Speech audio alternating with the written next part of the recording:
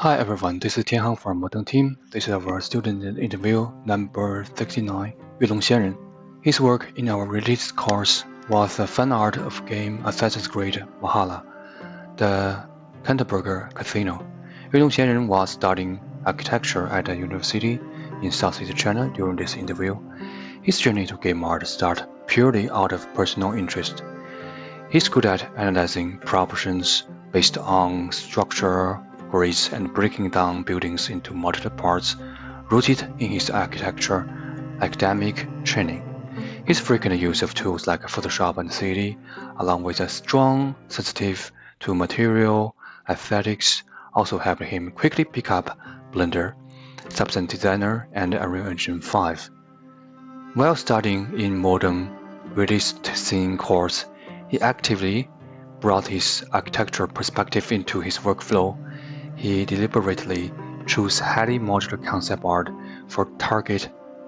practice, experiment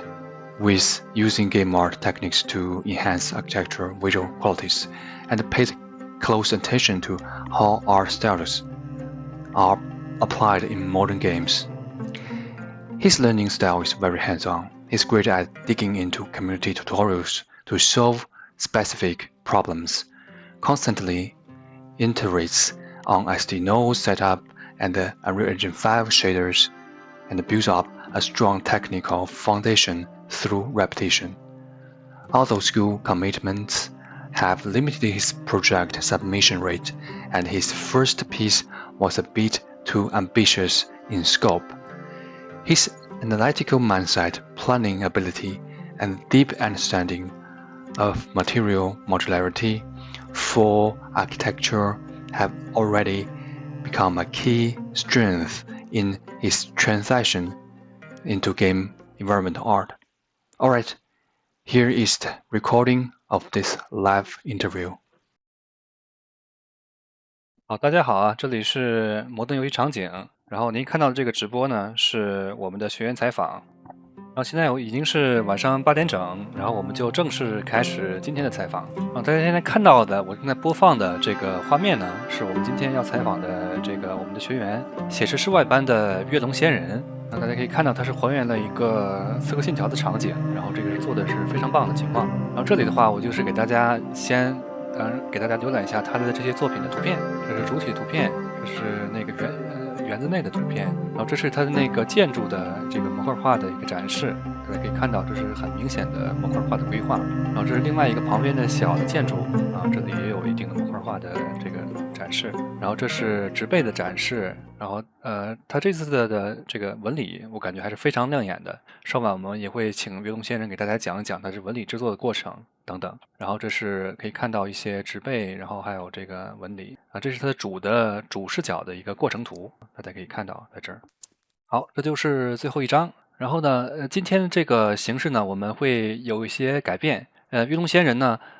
他本身是建筑专业，然后他们是非常习惯的做成这种 PPT 的形式。然后我们今天就会看到这个以非常正式的形式向大家展示他的这次的创作。那好，我就把这个画面切换成约龙仙人的画面。喂，天豪老师。可以听到，可以听到。然后那个约龙先生，您在的话，就可以开始，比方从简单的自我介绍开始，然后给大家就是从头开始演示一遍您这个 PPT，然后剩下的时间主要交给您，然后我在这边穿插问一些问题。这样子吗？那我全程讲吗？那个也可以，那我就先问一下吧，我是主要是想问一下，就是您的网名是怎么来的，然后就是您的这个现在的这个学校专业，然后一些简单的个人经历，可以跟大家讲一讲。我这网名的话呢，其实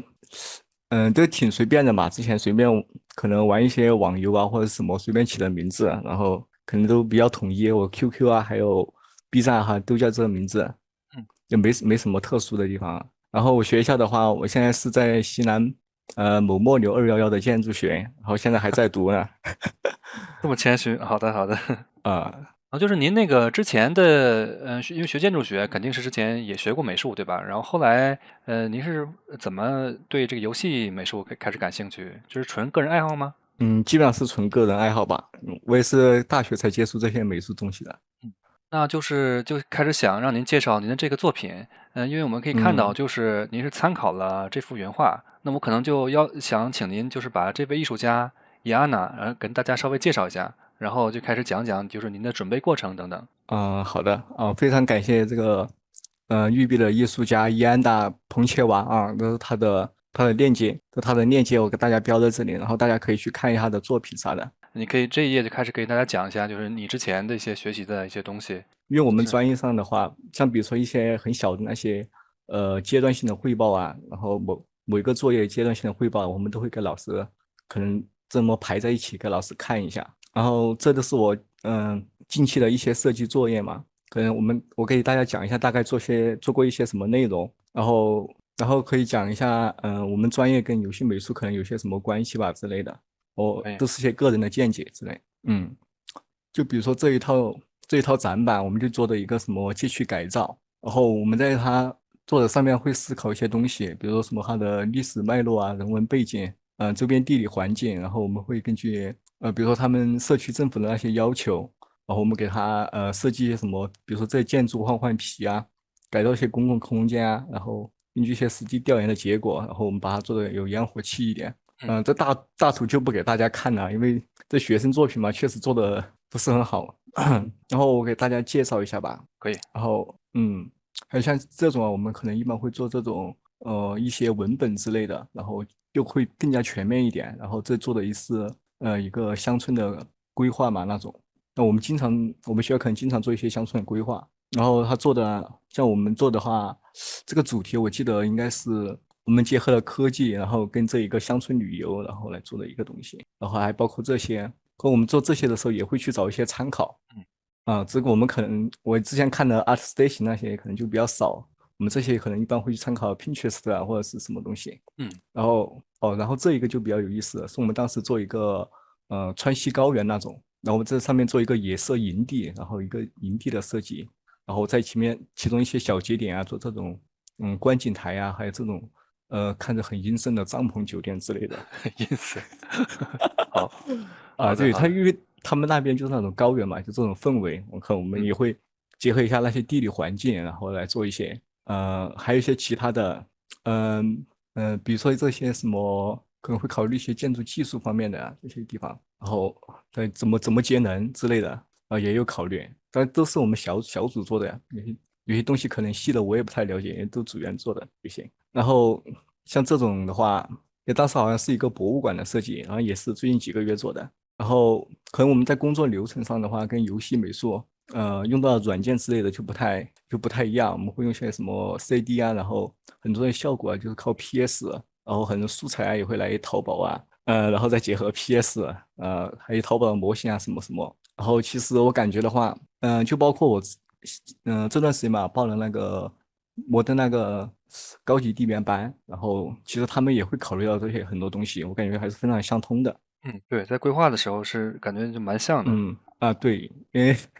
对，所以我把这个拿出来说一说，然后可能也有这方面吧。嗯，嗯希望您后面就比方说您做规划图的时候，就是把它的美观程度提升一个档次，因为现在差不多。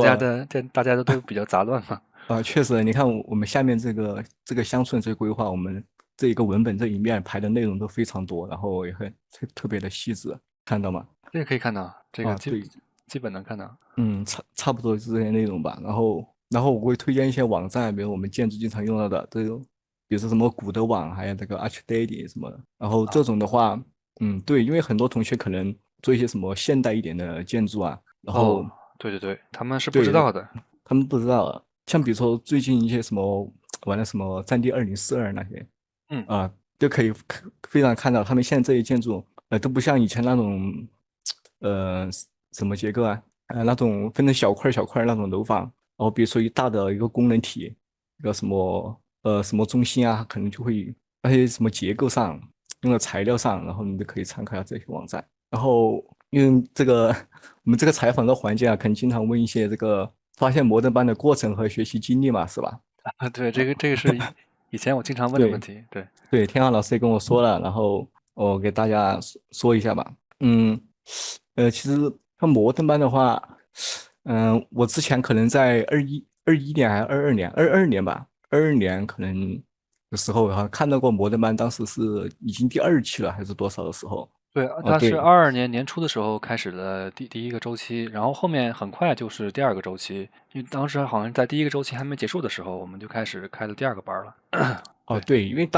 当时可能就是原神那段时间比较火嘛，可能也很多人是也玩的，对，然后是是，可能看当时的风格嘛，那风格跟一般的手机游戏还是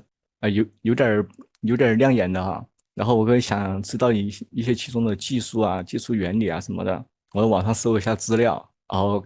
当时就看到摩登的第二期了，应该是第二期的一个预告，然后呃，因为当时好像钱啥的也不太够啊，也没想嗯也没想着去报，然后可能因为我看这个教程大致内容嘛，就比如说怎么建筑模块化呀，还有这种卡通的 SD 贴图，我大致去了解啊，就看就这些内容，然后可能会自己去搜一点其他的资料来看一下。然后我当时好像去看了这个什么，这个好像是那个 About CG 上面的一个二次元游戏贴图的一个教程，然后当时也是跟着学了一下，然后还包括其他一些大佬制作的那个U15 Blender 啊，他也会用一些 SD 啊，然后做的也是模块化的一个西部场景，我相信很多同学应该也看过了这个是吧？哦，这个是那个我记得好像是好像翼虎荷网也有搬运是吧？荷兰的艺术家吧，那个叫那他的呃，名字我当时还能记住，现在忘了。好像什么西米尔还是什么，是不是？对对对对对，对，好像出过很多系埃缪列教程。埃缪对埃缪，艾米尔，嗯。哦，对对对，对。然后当时，可能很多同学跟我一样吧，反正就是学了一下，稍微学了一下，然后感觉也不是很系统。然后其实想如果把这个学好一点的话，可能还是得找一下这种专业的老师之类的，然后全流程嘛，然后跟大家交流交流。对，主要是得相互有一个反馈的情况会好一点点。嗯，差不多是这样吧。嗯，看一下。然后学习时长上的话，因为我自己做的时候的话，可能会经常把那个，因为我之前是学的 Blender 嘛，因为可能跟了一下这个教程，学一些 Blender，然后因为 Blender 这个建模会比较多，然后因为也经常会修改模型啥的，我基本上 Blender 一直挂在后台，然后反正我之前可能543可以。之前学习的时候也用了一点时间，然后跟摩登老师的课程的话，反正用到现在已经500多小时了。可以可以可以。然后我总共课程中提交，因为我这个的话跟摩登老师那个案例有点不一样，我也没有完全按着教程来嘛，然后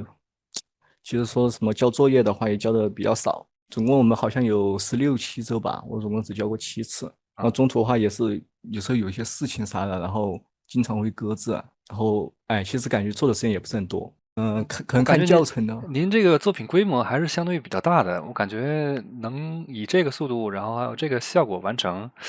我是觉得您这个人能力还是比较强的。因为之前学过一点点，因为你也看到了，我也给大家推荐了那个什么教程，对对对，对，就学过埃一点点，埃缪的那 Blender，对，对，然后其实也比较可惜，因为我总共作业也没交多少次，然后中途很多时候，包括我中途还去实习过，然后都耽搁了很嗯多时间，然后还有的时候嘛，就可能想耍，然后比如说我们做那些作业啊，然后中途会有一些空的时间，感觉时间也不是很多，也没有连着几天几天的空闲嗯，时间，我也没去做，大概就这情况。然后总共教程的话，我基本上都会开着倍速看，然后其实也会看，也看了有100多个小时，我感觉。嗯，CC Talk 上有记录嘛，我记得那平台上有记录，我都好像在之前的也看了100多小时了，包括各种，我不知道直播有没有算进去，直播课的话，应该也会然后算，我记得就是这个课嗯程录播知识点，我记得写实室外班应该纯的知识点量应该是130多个小时的量。那你要是看了一对，百多个小时的话，我猜应该是有倍速的情况下，应该直播也会算一些。那包括在课程中，不是经常有那些问题嘛，然后也可以跟老师反馈啊，然后我可能在直播课的时候也会问老师什么的。那直播课虽然有时候我没交作业啊，然后我经常嗯，我经常会看到其他同学，然后可能看他们的问题啊，我会问一下摩登老师，然后摩登老师在直播的时候也会跟我们说。然后我记得每周三还有录播嘛，录播的话，因为很多问题我感觉都是重复的，然后那是的，录播课的话。确实是这样。哎，不是录播课啊，那也是直播课，是助教直播课。对对对，然后助教对光照和助教陆阳的那个直播。对，因为那个直播课也有录播，然后对对对。那些录播基本上我也看了一遍，然后很多问题也都相似的，我也没咋问过。其实就是大家如果自己做的话，其实该踩的坑，该问的问题，就每个人都会经历一遍，所以大家基本都嗯会问一遍了。差不多吧。嗯，有时候自己踩坑也就偷偷踩了，也没有也没有去问。然后电脑配置的话，这就我前几个月才配的电脑，然后可能这一套下来有8000多吧。那处理估计得。器的话就剩下 i5 13600KF 啊，然后内存的话我配的比较高，DDR5的64G，然后基本上也是没崩过的。以前用的笔记本的话就感觉老是崩嘛，然后显卡的话对，我看到我本来想买4070 Ti 的，不是4070嘛，能进行12G 它对吧？对它运行内存只有12G，就感觉非常难受。对对对，其实我们就是为了怕爆显存，所以说考虑你可以就是核心稍微低一点，但是显存要大一点。是，然后目前的话这一套用着挺舒服的，也没卡也没崩了，特别舒服。然后像我自己的话，我之前嘛用笔记本的时候就有备着一个4TB 的一个硬盘，然后很多资料啊，包括我自个儿专业上的一些什么素材啊，我都会存里边儿，然后目前也是非常够用的情况。然后在我之前用笔记本时期，我都配了显示器了，这是我们宿舍情况。嗯，对，因为可能考虑到很多大学生嘛，他们用的笔记本的话就不会配显示器。对，我在大一的时候我买了个笔记本，我就配了显示器了，然后用的话像脖子那些也不会累啊什么的。对对对。对，那我看一下那张图片里面这个好像弹幕没有几个人在学习吧？是吗？嗯，可能是吧，这是我之前某次拍的照片，这个细节就不要在意了。然对，比后的话，你较正常的。看我，对对。看我这室友，其实后面看我用笔记本配接的显示器啊，可能那后面也都笔记本接显示器用上了。然后其实的话，我觉得有条件还是组个双屏比较好，效率高一点。对对对，就是如果嗯您没有双屏的话，那起码有个 pad，就比方说在旁边，这边放的资料，对吧？然后放着参考，这样也可以。好像也可以，但是 pad 还是有点小。对，然后大学生的话，我还是推荐笔记本接个显示器舒服点。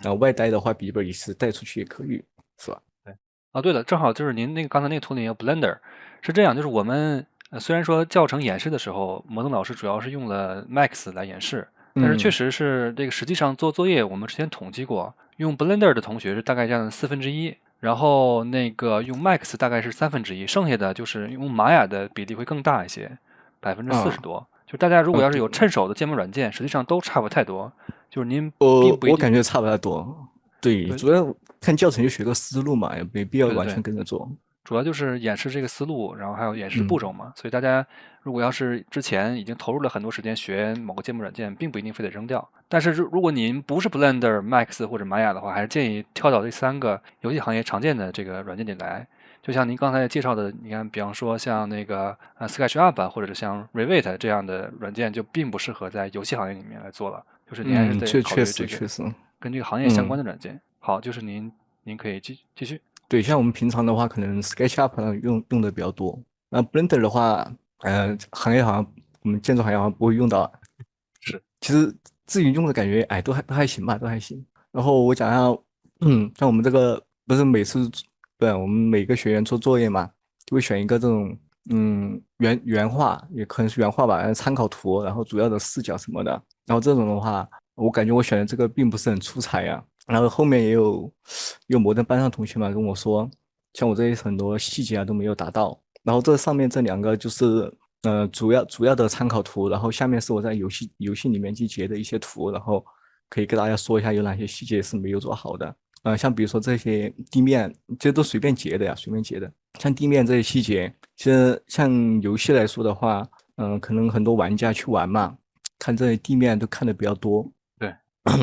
对，像我可能我这个的话，就一个远景的视角，并不是以那种人视啊什么的去看，然后就可能怎么说呢？就是地面的话，可能很多方面还是不合格的，还有这些植被的层次啊，可能我那个都做的比较粗糙嘛，包括这些，细看的话，挺经不起看的，说实话。但是就然后是您还原那个主视角，我感觉还原的还是非常好的。但是就是你这个场景的规模有点偏大了，我觉得好像也不这也是个问题。没有太多时间去做这么多的细节出来。对，确实确实。然后其实氛围的话好像也有点问题，然后再包括后面渲染视频啊，我估计那个什么色彩空间那些好像有点没对上，用那个达芬奇剪辑的嘛，色彩空间啥也有点没对上啊，总感觉那个颜色好像颜色啊、亮度啊这个有点变化啥的。哦，对对对，哎，您说这个用达芬奇剪辑，我突然想起来，大家好像看过那个 William Faulkner 的那个教程是吧？就是那个大胡子老外，他啊，大胡讲过，子老外，对对，他讲那个挺我好的。看没看过？哦，他用了达芬奇来做个教程吗？对他讲过那个调色的一个流程，哦就是你要有时间可以哦看看他那个。哦，确实，嗯，可以去学习一下。没事，就是您这然后场景在手里嘛，后面有时间的话可以随时调整。哎，我可能觉得这种可能人视图啊都要好一点，那包括这些细节啊，然后模型精度啊这些可能都会看得比较清楚，还包括这些物品摆放啊，可能就会做得更专业一点。看上去的话，其实这张图也不是很好，它一个主体的话就比较一个背光的效果，然后右边这种会好很多，它看起来非常清新亮眼，是吧？这种比较讨好的是吧？然后还有这种催眠这种，给它这些很多纹路的地方就做的特别精致。其实我感觉的话，工作量像如果选右边这种的话，可能也大不了多少。这样的话可能感觉可以复用的元素还是比较多的，说不定还可以嗯工作量。对，然后做这种的话，可能看起来就比较精致，然后可能把图缩小了呀，远的来看就非常抓人眼球嘛，感觉做做这种的话可能就不太讨巧了，说实话。是，你看，可能它远的可能看的效果不太好，那很多人，可能看上去效果就没出，可能说右边这种效果好很多。然后天航老师之前也是叫我，分享一下这些模块化制作过程嘛，然后就包括我自己选的这个原画嘛，它的这些模块儿都，怎么说呢？嗯，就非常标准的模块化的那种，是吧？对，反正这个对，因是就为挺适合用来就是比如练习模块化，或者是给大家介绍模块化。因为之前大家的那个其他同学分享，好像似乎没有说的太细致的情况。对，因为我当时选这个原画的时候，也是考虑到嘛，我们可能这个教程它比较偏重模块化和 SD 一点，你这个可能是教程的比较一个核心内容，然后我就选了一个比较模块化的，当时也没考虑太多。所以这个思路对，也挺好的，就是用来呃，学习这个流程嘛。对，学习的话其实还好，我感觉你确实这个也挺模块化的，然后 SD 的细节看着也不少，然后也就差不多吧。我把重点其实也就放在这上面。其实像这一个场景一个建筑的话，我当时去做模块儿，我记得我是先看了这种柱网啊，包括这些建筑什么，它这种结构，因为它这个比较好确定比例嘛，用这个柱网来，人去测这个柱网，然后看一个柱网可能大概多少，搭的白盒，那我把可能这一块儿搭好之后，我就再去测量上面这些地方，然后主要还是通过这些柱网这些地方来确定了大致的比例关系。然后其实我交作业的话，中间好像是漏交了一个步骤的。嗯，我做的时候我是先忽略这些什么，这些小的构件，然后门窗啊什么带动的都忽略了，然后做了过后在引擎里面拼接了一遍。拼接好之后呢，可能我再会去拆出一些墙啊这种带门洞的地方，然后把它拿出来重新制作。反正就是来来回回也倒了很多遍的。这时候我都考虑的是中间这一个主体嘛，然后边上这些我都还没有考虑，因为我想着好像这些模块大致应该是可以复用的，然后就先没有考虑边上这些模块，然后再给大家看一下这中间一个过程，然后这模块大致怎么个拼法的是吧？做的也好像差不多的模块应该差不多这样。然后我在分好了大致的模块之后嘛，我可能会再制作一些小的模块啊，然后再包括把模块的 UV 重新处理一下，然后再贴上一些我做的一些贴图哦然后就打上一个大致光照氛围嘛，去看一下效果。那包括用现有这些模块啊，去拼一下周围的小建筑，然后看一看有什么模块能用上。然后比如说这些塔这些地方，这模块是可能要重新再制作一下模块嘛，我就后面又重新再走一遍之前的流程，然后再把这些模块给补上的。就可以看到，比如说这个屋顶，屋顶这个流程的话，大概就这么叠的嘛。这下面这是一个变体，一开始可能我就只做了一个片儿，把它拼进去，就拼进去看一看它大致什么效果，然后再给它丰富一下细节，然后后面再做一些，比如说破了洞的呀，然后贴图啊啥的，因为这瓦片其实都是抠下来的。相当于在以前的那个面上开出洞来是吗？对，然后有一些是抠下来做了一个那种小模型，然后再往上贴的那种，都是在基础上处理嘛，然后给它做变体。不好意思，没事。有点感冒了。然后包括可能天豪老师啊，还有其他一些同学啊，可能想看一下我这个 SD 的学习过程嘛。然对，后我记得您那个 SD 的这个效果还是比较好的，我感觉就是对，可能是吧。然后因为当时也有同学私下来问我一些这种问题，然后问一下我怎么做的呀之类的。然后我应该说过吧，就报摩登班之前，我是看过一点点那种有带 SD 的那种教程的，我自己也操作对，过一点。您刚对，才说过。就包括其实报的这个写实班的话，老师做的那个案例嘛，反正就就跟我自己做的这个好像风格不是很搭，我感觉。对，那个老师主要是就是呃，像东方的遗迹古建嘛，对吧？对，那对马岛之魂那个，对，您这个对正好是西方的，对，你那个食材会比较多。对，那比如说他做石头啊那些食材方面的材质啊，参考可能老师他参考不太上，我就自己去找了一些教程嘛，比如这个 CG 小说、CG 小说这些啊，它有很多节点，它不是，我有很多节点都是参考它这上面的。对嗯飞机小苏它几乎把就是主流的这种油管上或者是其他能看到的所有的这个比较新的东西，它都搬运过来了。这个这个我还是好像是，非常敬佩他们的这个行动能力。对对对，因为嗯当年我记得我是想再跟他们搬运同一套东西，但是我这边更新速度就好慢嘛。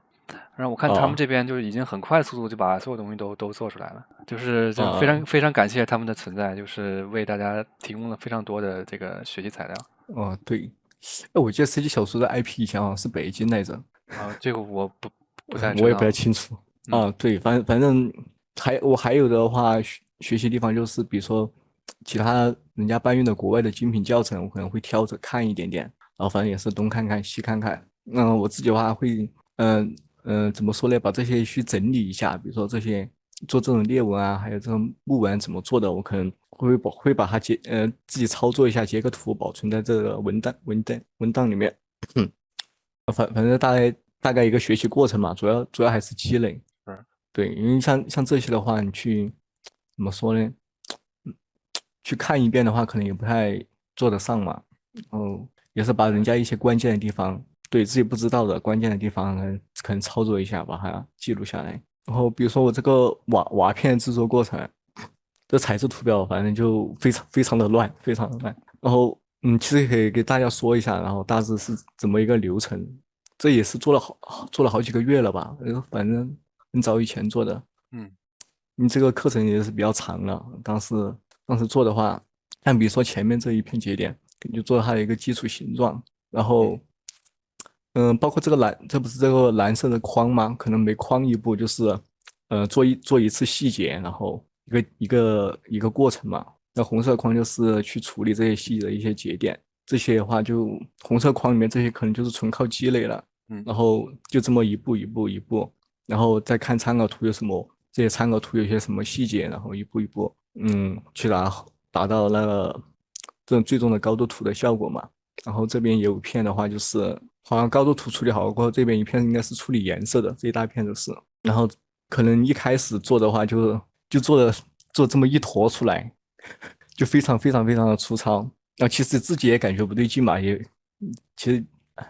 效果差的非常多的，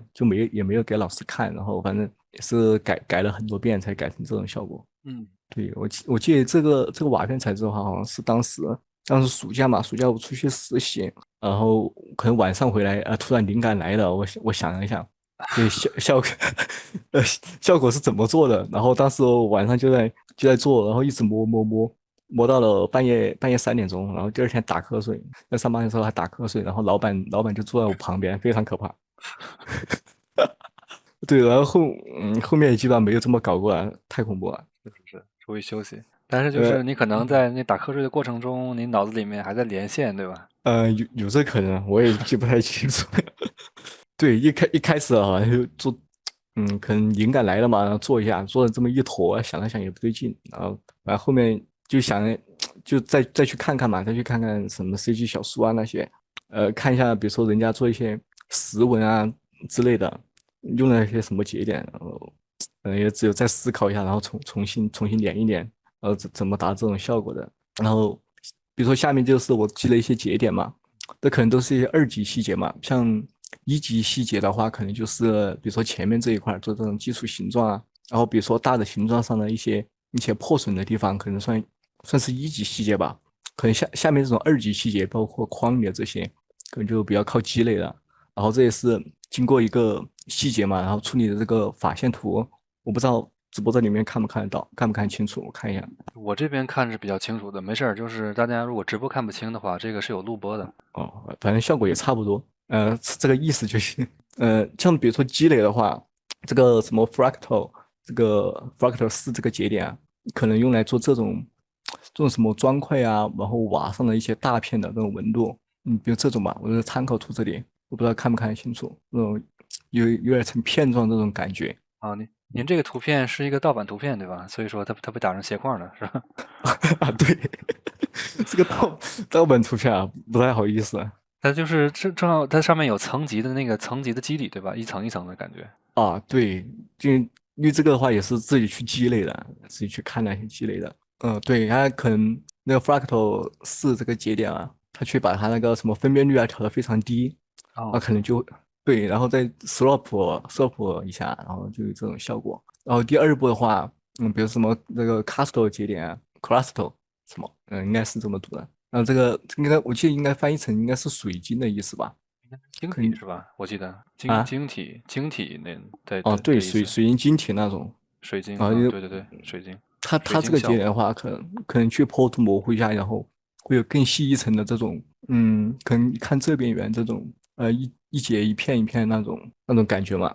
这种写实材质化主要是颗粒感嘛，然后对对对。在高度图上这些，那颗粒感的话就经过一些处理要做的非常足哦，就需要非常多这种积累的这些节点，然后去给它做这种很足的、这些很细节的东西，就包括这个什么 moisture 这个 noise 啊。然后可能这就算3级细节了，或者是后面的，就可以在上面叠一层那种非常细小的那种粗糙的感觉。我反正都是积累的，还有一些什么那些什么dirt 节点啊，direction noise 啊什么的，directional noise，还有一些我记得好像还有一个什么 fractal base 那个什么节点，可能做这种效果，可能做那种什么混凝土啊那种用的比较多，然后也很就我看摩登老师的教程里面的话，他可能好像不会像我这种做法，这个我也不知道是什么流派的做法，然后反正就是感觉就连的比较丰富，对吧？不是啊他，见摩登老师里面好像比如说最终那个高度图嘛，他就会直接进行渐变映射，然后可能连出来就是右边这种效果，然后我当时反正自己做的时候就按照这方法就做这种。反正在一开始那个颜色图嘛，就怎么就不对劲，然后反正哎，就这种，那这个是不是因为那个高图的分辨率不够呢？就是这个就是层级的，就是中间的差距比较大，对吧？嗯，可能是吧，因为它那个不够那种怎么说呢？它里面那种颜色界面可能没那么丰富，应该是这种。反正我当时也是试了很多下，然后反正就总感觉那个颗粒度不够，颜色贴图的颗粒度，反正就右边这种效果。然后我这个有后面点像那种等高线的感觉了，给人感觉。就包括其他，比如说我做那个什么红砖块啊，还有那些，就这一开始那个什么直接界面映射完了，颜色就感觉不太够。当时好像是去哪儿看到有一种做法，会把高度图那个进行 auto level 之后嘛，level 4了，它就会跟那个什么L 图啊，还有 curvature 啊这些混合一下，它好像混合完了之后呢，它那个好像上面那些颜色渐变啊，还有颗粒度啊，好像就会更足一点。然后直接在渐变映射就映射出这种效果。完了后面还有混合那些颜色的叠加嘛，反正就看着好像颗粒度会足一点。我不知道一般是什么做法啊，然后我这一块的话是这么做的。哦，我把火炉开大一点，这边有点冷。好，没事没事。不好意思。您的火炉是真的火炉吗？还是说指的是一个电热器？电热炉啊，在嗯，好的，成都这边。好的。那房间太冷了。对，然后比如因为它这高度图细节够了的话，总感觉那个颗粒度没那么足嘛。对，我当时，我想想，高度图本身来讲的话，如果只看黑白图像，高图本身的嗯细节不会那么多。确实，确实，就是您说这确实。个利用其他几个通道来增加细节，这个应该是个挺好的思路。是的，对对，应该是这样。对对，应该是这样。然后比如这个 curvature 这几个，可能也是试一试嘛。然后不一定每个都这么做的。哎，我刚想说什么来着？嗯，哦，对，就包括我去看那个 Bridge 里面那些图啊，好像它那个本身颜色贴图上那个颜色变化也是非常丰富的。然后反正我就想了想，然后用了这种方法，就包括下面这个木头纹理这张。然后我不仅去叠了它这几个，有这个 L 图啊，这个 curvature 啊就把它一起混在一起之后嘛，进行渐变映射。我中途还加了一个步骤，我把这个什么这个潮湿贴图啊。进行一个方向变形嘛，自己跟自己方向变形，就叠这种颗粒度更强的这种不知道是什么什么纹理的样式，然后再给它混合进去。然后你可以看这渐变映射出来的话，它颜色变化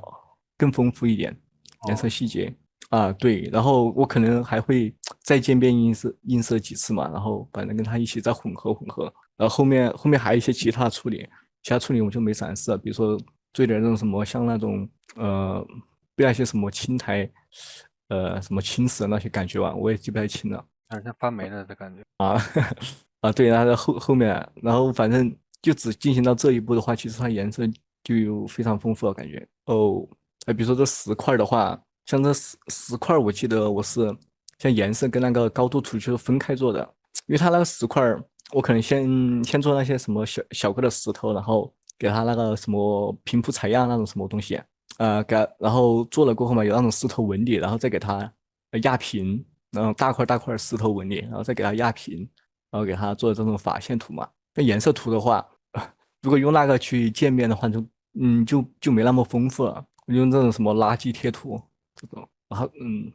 Grange 吧，Grange 贴是什么 map 这种，它脏记是吧？那种张贴图啊，它好像有好多个版本，它有的是那种有石头，它的造成图嘛，有的是石头纹理的样式，然后有的是那种木头纹理的样式，有那种有的有泥土的那种感觉嘛，然后不然就给它渐变映射过后混在一起，还加上这什么 BNW 贴图啊，对，然后就差不多就变这种效果。还有包括它有一些贴图里面有那种这张啊，这张十号的这张，它有点那种什么划痕的感觉，对，我就给它一起弄进去了。其实，在渐变映射的时候吧，比如像划痕那些地方，我可能会去手动调整一下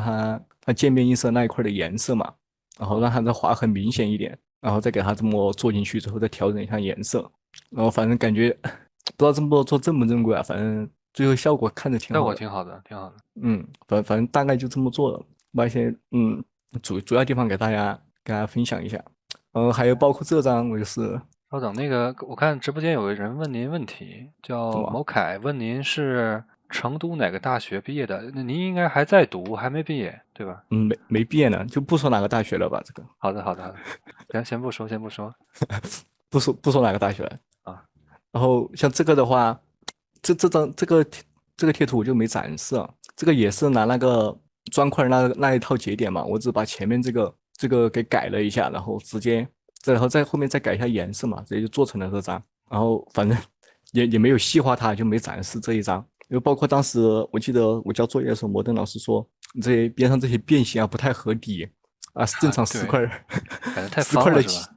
不太方了，它10块的挤啊不会有这种窝进去的感觉。对，其实这个怎么做的嘞？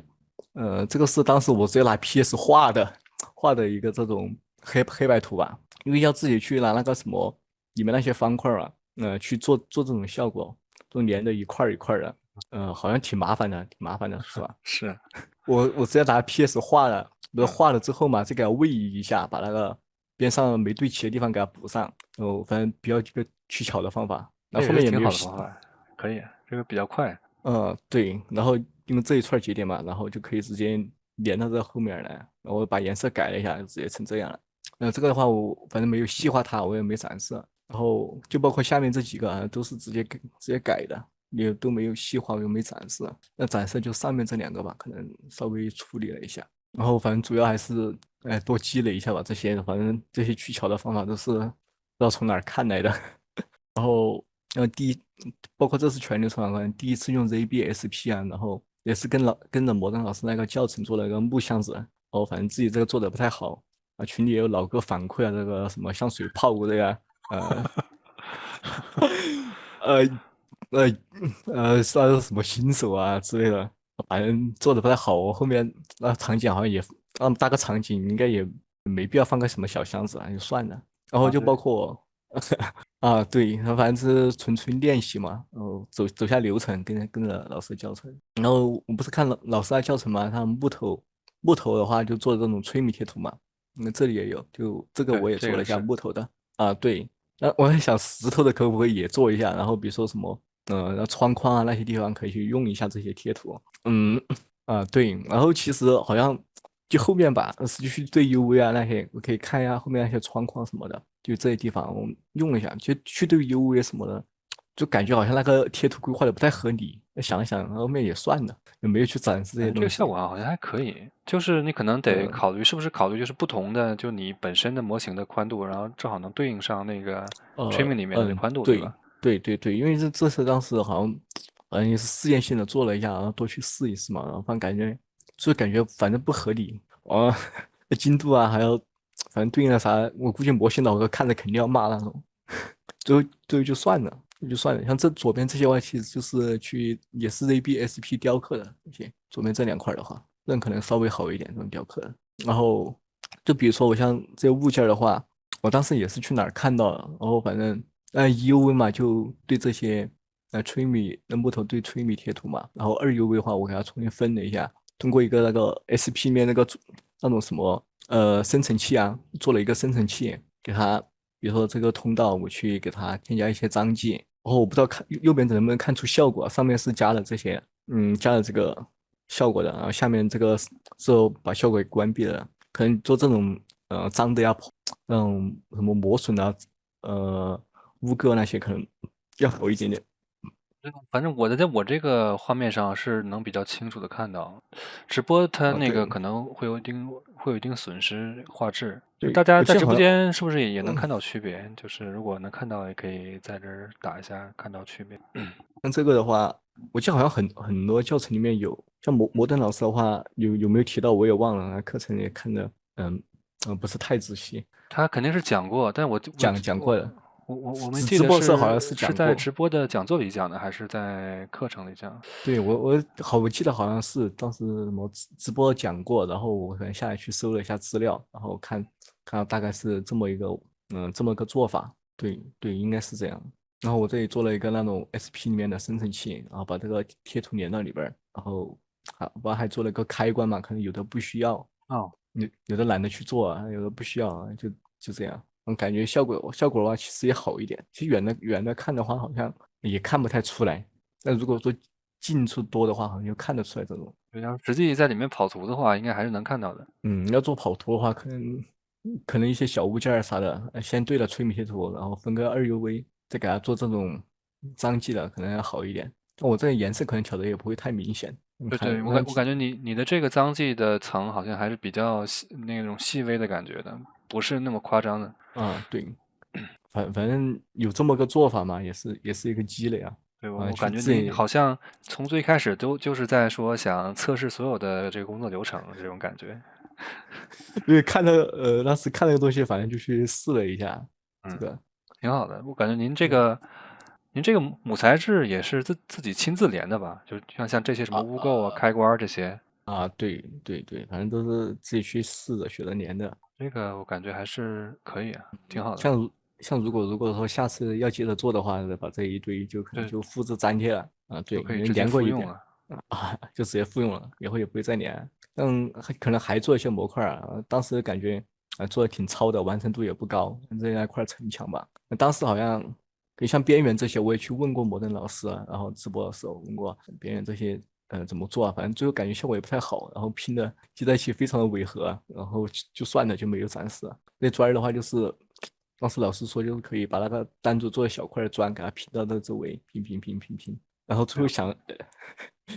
挺违和的那远看的话没啥大问题，近看不了，就算了，又没展示了。其实这一块的话，这些也是左右是对得上的，然后也可以把城墙拉很远，反正也是做了模块，好像是模块，反正最后不是很细节。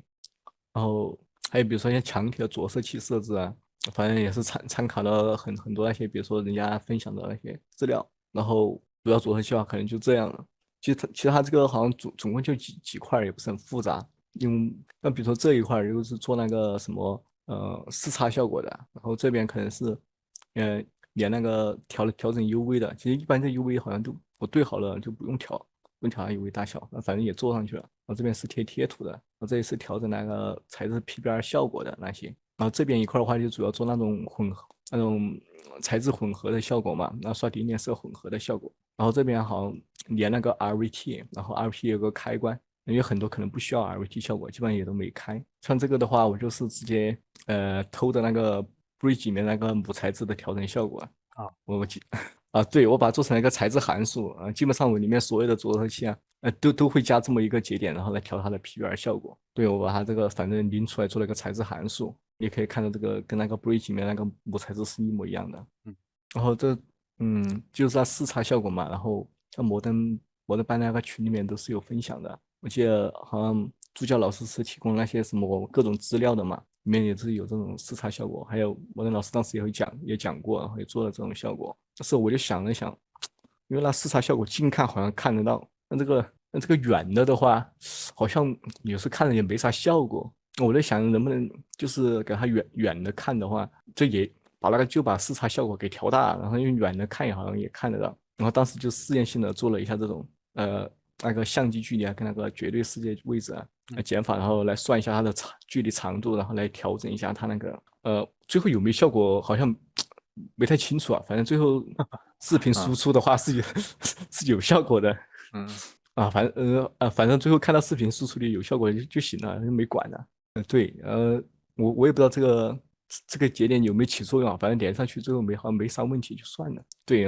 反正就想让它远了过后，那视差会强一点。那墙壁上的话，我就开了视差。像瓦片的话，我就没有开视差，我是直接把模型拉起来的。其实墙上应该也这么做，然后我当时嫌麻烦了点我就直接刷了一刷嘛，然后就把那个可能视差开了点，然后远看的话好像还行，有细节就没管的。这个是在说这个直播间老哥在说什么？干燥中世纪，哎，它是对，指这个中世纪的建筑给人干燥的感觉吗？不知道。然后可能然后这个就是那个混合节点，我不可能就直接顶点色嘛，刷上去又特别违和还有混合不是很好，反正对，初始的是比较生硬的，对吧？对又比较生硬。然后嗯。想了想，可能做点什么mask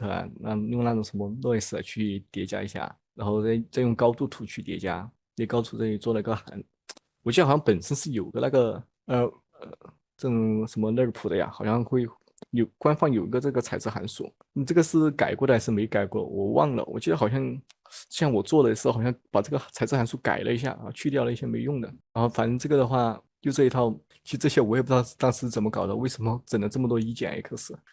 可能反向那一块可能那个没搞清楚那个阿尔法那个没太搞清楚，然后反向过去又反向回来。这样。对，然后可能没太搞清楚，然后最后感觉反正不知道怎么反下来，然后效果好像看这一块，其实刷出来就长这样，感觉效果还行，然后也没管。我感觉您自己对这个像这些着色器好像还是研究的挺多的。哎，你当时学这个虚幻引擎的着色器这块儿也参考过一些其他的教程吗？有吧？其实有前面那些教程里面，它基本上每个教程它都会提一下。其实这些也非常简单，就基本上也是都是些加减乘除。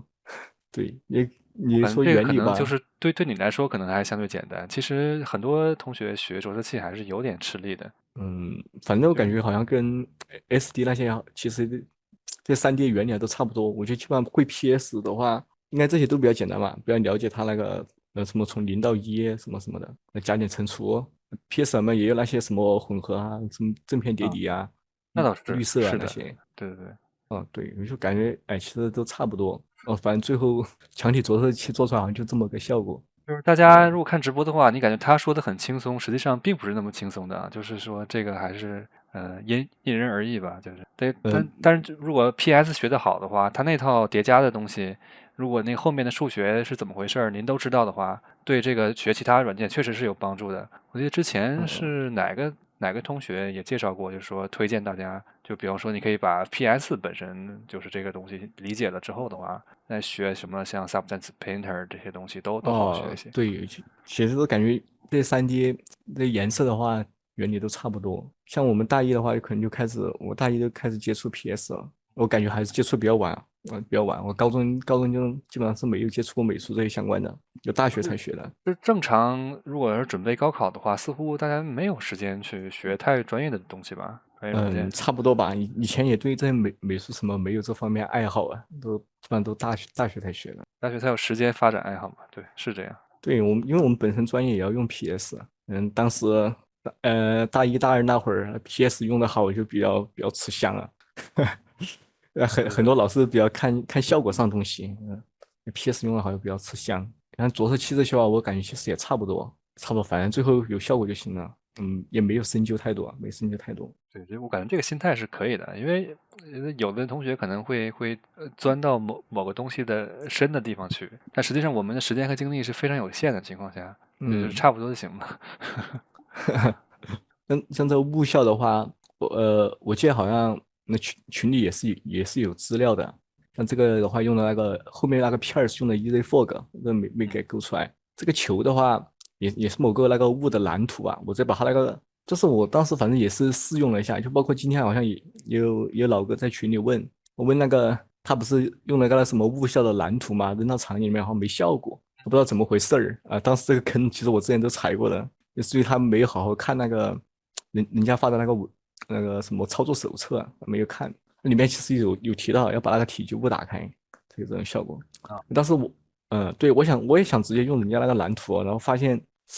怎么说呢？好像隔远了的话，效果就没了。然后去里面看他那个蓝图啊，也不知道他具体在哪个地方把它给改了，也就算了。然后我看他用的是哪个材质，直接把他那个材质拎出来改了一下，然后自己做了一个扁球，把那个材质直接给到那个球上，然后差不多就是那种效果了。嗯，反正就输出的图上看着好像是有这效果就行了嘛，我也没太研究过。好了，可以可以可以。像这种东西的话，你说吧，稍微跑一跑就穿帮了，只能说。然后像植物的话，反正就做了这么一套嘛。然后当时我首先也是跟着摩登老师的教程去练了一下，去操作一下，像这些什么藤蔓啥，我先也是做过一遍。然后反正有些不行，就感觉跟着我这个合不太上了。还有就是什么，因为我这个视角比较远嘛，然后可能远看了就没了。那种我也不知道那个没了是怎么个情况啊，然后反正就自己可能去网上搜罗点资料，然后看了一下，然后也是来来回回做了2遍。我看的就这个教程吧。它这里面的话，它是自己用相机去扫的这些叶片儿，扫了过后，然后再比如说用石壁的吹啊，给它拼成小植物，拼成小植物过后又给它烘成片儿，又烘成片儿之后呢，对对对又把片儿给拼在一起。对，我感觉好像正常的流程应该都这样吧。对对对，包括我后来这个好像是比较常见的一个思路，是的。对我去游戏里面看那些植物，好像也都是那种小片儿小片儿的。对，然后可能他是用的相机扫的树叶嘛，我就直接用了 Bridge 里面那个人家扫好的树叶啊，然后走的这些对对对，流程。有对，我 Bridge 还看感觉还是很省事儿的。对，然后这贴图已经丢失了，然后之前也是嗯，可能按照这个流程给它捏成了植物，然后把这个花瓣儿给它放着，然后贴图都长这样，然后把它烘成了一个片儿嘛，烘成片儿就烘成这种材质，然后再给它这么做了一下。然后当时其实我没有把这个小花瓣儿真的给它捏出来。看着人家教程好像也是捏出小花瓣单独捏出来朝上的，然后我就去放游戏里面去，不对，放引擎里面去试了一下。其实远看的话好像看不到这种花瓣的效果。然后后面又仔细看了一下人家的视频啊，发现是把这个花瓣是捏起来的。啊，对，然后花瓣单独弄出来捏起来的。然后树的话，我记得这一颗好像是没有放到我那个场里面去的。当时反正也是做了个10来颗吧，只保留了这几颗，反正也是来来回去试了一下。然后可以看一下，像人家的话，可能跟我这风格差不多吧，做一些树的这些姿态啊种类。我做的没人家丰富啊，但是我当时也是就去那个刺客信条里面，我去下了游戏啊，去跑了2下，然后后面跑了2下，结了几棵树吧，我看了可能比较有代表性，我可能就模仿着它样子做了一下。其实做的像比如说小颗这些是非常欠缺的，我做的话反正做的没那么完整。反正流程的话大概是一样的，就包括这些树枝，这种小树枝我也是跟它一样混成了片儿，然后给它穿在周围。然后我记得摩登老师那个好像做的是一棵银杏树嘛，做的是银杏树那种，对马岛之魂里面那种银杏树，就风格也是不一样。没办法，我后面捏的时候就是自己去找参考捏的嘛，就总不能说参考着银杏树来捏。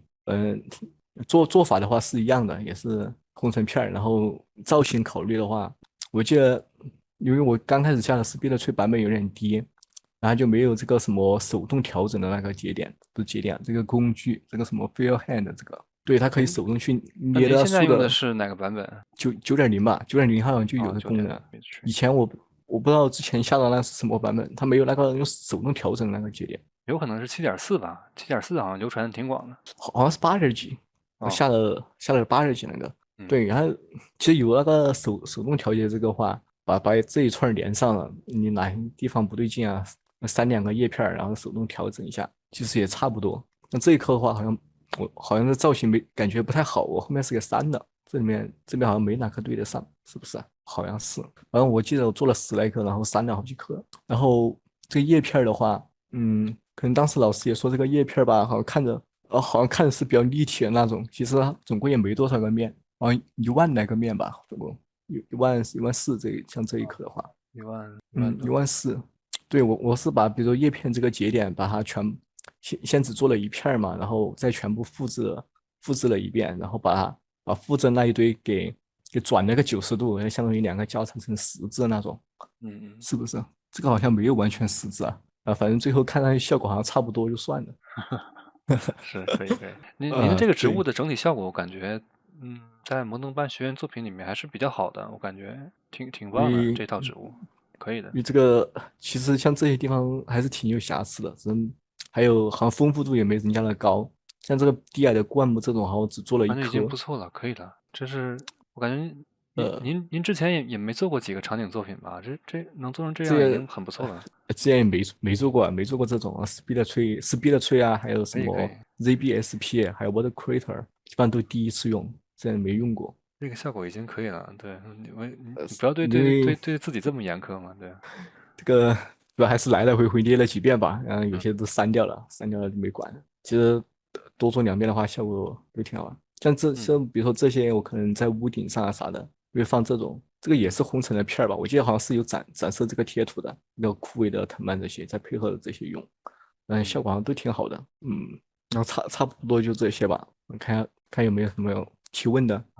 就是比方说，就您那个，我个人想问，就是比方说你后面的一些，你离毕业还有一段时间嘛，对吧？所以说你可能这段时嗯间你还有什么其他的作品想做，然后有没有什么其他规划等等，然后就或者哦。是对，比方说其他的跟您比较相近的这个情况的同学，会不会有一些什么建议等等，你可以跟大家聊一聊。像这样的话，我后面打算可能就不会再做，不会再这种不太讨巧的这种了，因为看着确实不太亮眼。嗯，对你选的这个原画的，它这个光照的效果，它是一个有点类似于夕阳嘛，对吧？它整体画面是感觉有点整体暗。有点阴暗。其实如果做对对对，做好了，做好了，在游戏里面跑着话还是挺好的。嗯那你嗯，现在还有时间去，比方说考虑做跑图吗？等等。我想后面做个跑图吧。如果做个想跑图调个色啥的，我感觉还能就展示的还好一点儿，因为您现在这个展示的视频就40多秒嘛，就是感觉展示的东西还有点少。我想后面好像就不太去细化这个东西了，从后面再另也外做一个是也是，跑图的，或者是做其他场景，就是积累几个场景嘛。对，后面再积累点其他的，做个跑图什么的。可能我觉得跑图的话，对地变这些来说的话，要重要一点吧。那个我看有个网友在问您，就是网友，你看看你的发言问，就是你做的过程中，你感觉最大的挑战是什么？最大的挑战是，最大的挑战嘛，其实我感觉都差不多，好像每一个过程的对话都我也是，我感觉你好像每个环节都反复折腾了好几次。对，差不多，因为你做了几个月过来嘛，我中途也是停了不少时间，然后说实话有些也不太清楚啊。记不清。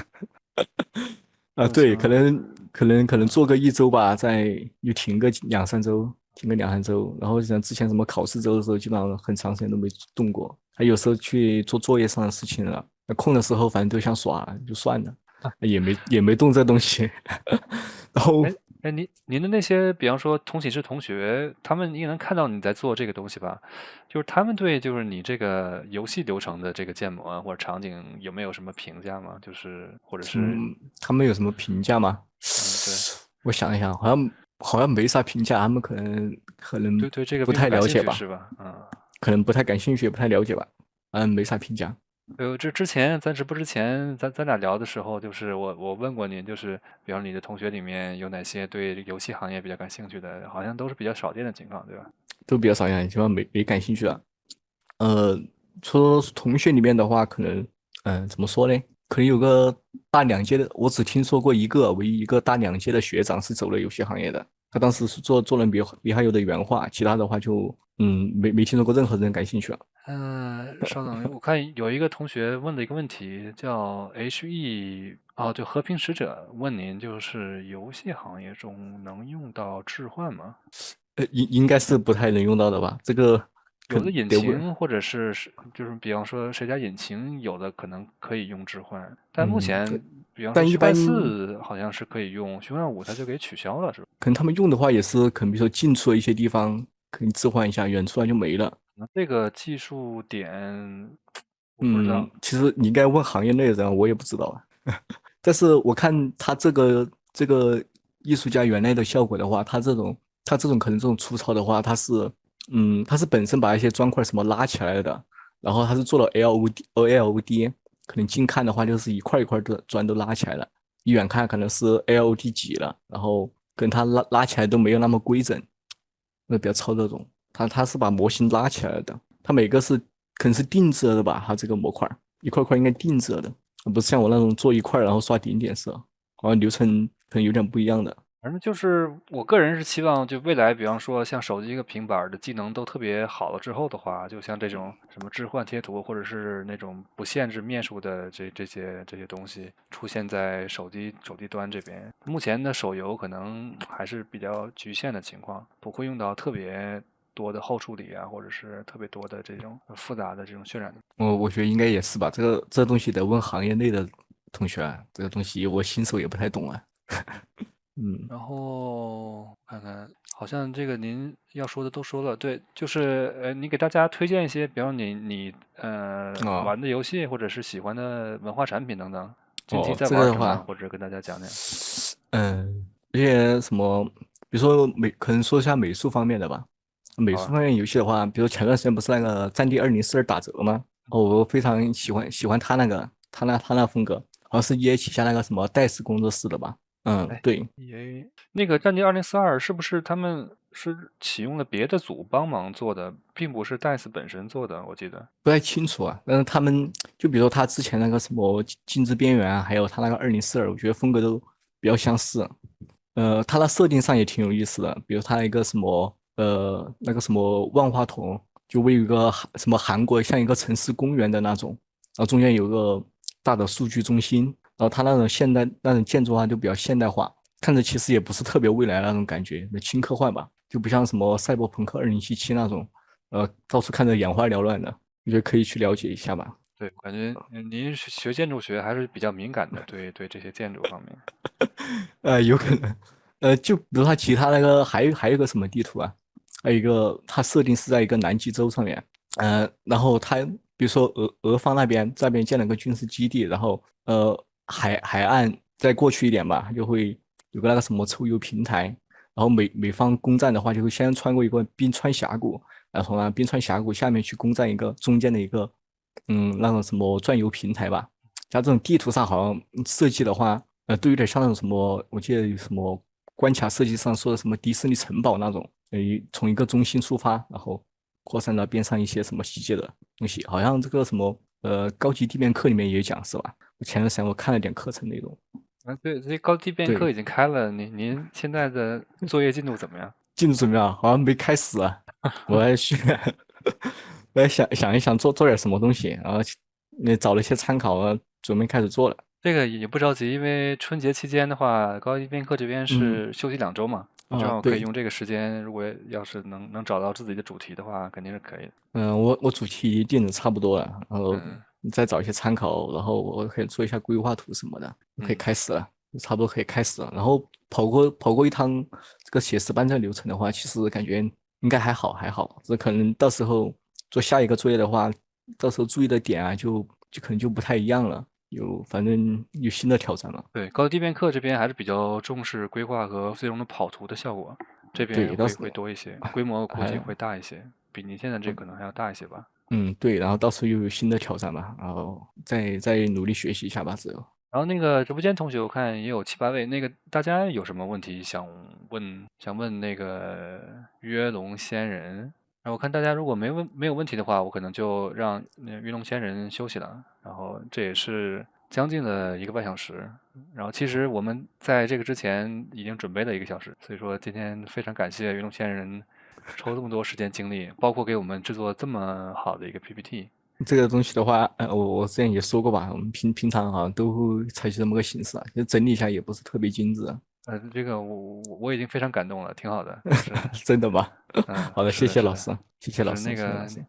你要是习惯这样的话，就是以后到公司就是可以给那个公司里面的人分享了。算了吧，算了，水平不太够。那个我因为之前也跟您聊嘛，就是说那个嗯，摩登老师不也介绍过，就是他们之前也会哦在内哦，部进行分享，就这样，其实对大家的晋升也有帮助。反正我感觉其实你这其实这流，个底子已经打好了。其实这个流程的话，其实蛮简单的。如果你想后面也采取这种形式的话，可这个以可能我真的不太敢要求其他人这样，就是你是主动提出来要这样，这个就看大家，因为毕竟很多可以人还是比较忙的情况，所以哦我不太敢让他们做的哦这样子啊，这么细，对对对。就把图排在一起啊，因为散着的话，可能我表达能力也不太好，东西确实不太好说什么。那好，就是大家如果没有问题的话，那我们的直播今天就结束了，然后感谢大家收看，感谢仙人，然后呢大家再见。拜拜。